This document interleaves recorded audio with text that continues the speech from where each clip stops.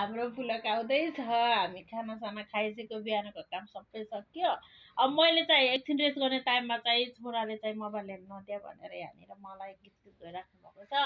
आफ्नो काम चाहिँ सबै थाथिराखेको छ। यस्तो पो छ त हो हाम्रो हालत त। ल हेर्नुहोस् त, अप्ठ्यारो पर्ने भनेको मान्ने है, छोराछोरीलाई खुसी पार्ने, छोराछोरीले चाहिँ हामीलाई कसरी हुन्छ माबाट दुःख दिन्न भन्ने माइन्डसेट गरेर हिँड्ने क्या। यो हो नि त कल्चर, भेरी गुड ह्याबिट। ल हेर्नुहोस् सबैजनाले हेर्नु, म त हालिदिने हो यो भिडियो, कहाँ कहाँ हालिदिन्छु, युट्युबमा पनि हालिदिन्छु, इन्स्टाग्राममा पनि हालिदिन्छु, त्यसपछि के भन्छ ब्लगमा पनि हालिदिन्छु, अनि बाँकी रह्यो त्यो उसमा पनि हालिदिने हो, के भन्छ सबै ग्रुपहरूमा सेन्ड गरिदिने हो। आफ्नो छोराको ह्याबिट त देखाउनु पर्यो नि त, कस्तो राम्रो छ होइन, बानी अति राम्रो है। यत्तिको छोराछोरी भएपछि चाहिँ आफ्नो बाबामा चाहिँ लास्टै खुसीको पल भनेर मिस गरिराख्ने माहौल छ नि त।